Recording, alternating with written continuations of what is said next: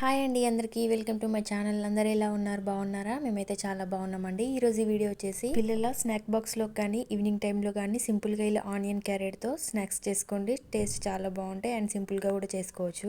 First time మన ఛానల్ని చూస్తున్నట్లయితే ఛానల్ని సబ్స్క్రైబ్ చేసుకోండి ఫ్రెండ్స్. ఆల్రెడీ సబ్స్క్రైబ్ చేసుకున్న వాళ్ళు వీడియోకి లైక్ చేయండి. ఓకేనా ఫ్రెండ్స్?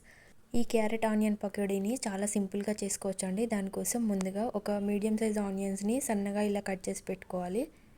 దీన్ని ఇప్పుడు ఒక బౌల్లోకి తీసుకోవాలి. ఆల్రెడీ క్యారెట్ని, కొత్తిమీర, కరివేపాకు, పచ్చిమిర్చి నేను కట్ చేసి పెట్టుకున్నాను.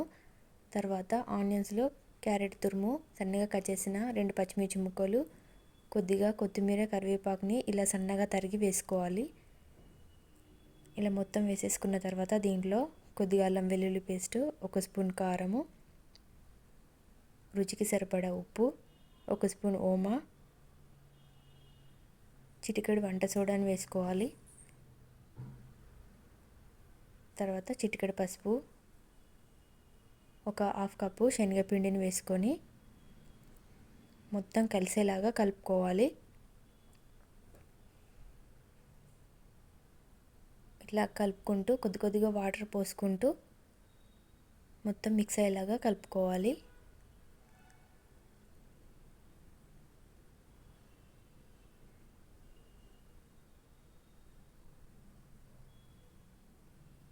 చూడండి, ఇలా వీడియోలో చూపిస్తున్నట్టుగా మరీ పల్చగా కాకుండా కొంచెం ఇలా గట్టిగా కలుపుకోండి.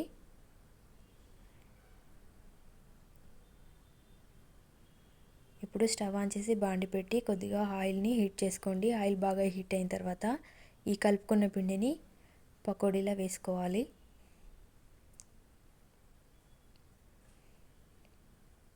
ఈ పకోడీని ఆయిల్ బాగా హీట్ అయిన తర్వాతనే వేసుకోవాలి. ఇట్లా మొత్తం పకోడీని వేసి రెండు వైపులా మంచిగా కాలే వరకు ఫ్రై చేసుకోవాలి. చూడండి, ఈ కలర్ వచ్చిన తర్వాత పక్కకు తీసేసుకోవాలి. అన్ని పకోడీలని ఇలాగే డీప్ ఫ్రై చేసుకోవాలి.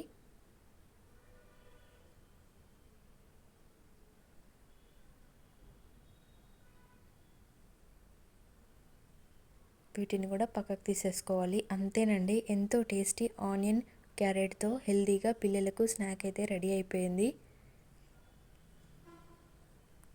ఈ స్నాక్ రెసిపీ మీకు నచ్చిందని అనుకుంటున్నాను. నచ్చితే ఖచ్చితంగా వీడియోకి లైక్ చేసి ఛానల్ని సబ్స్క్రైబ్ చేసుకోండి ఫ్రెండ్స్. చూడండి, పకోడీ మంచిగా ఫ్రై అయిపోయింది. లోపల ఆనియన్ క్యారెట్ కూడా మంచిగా ఉడికినాయి.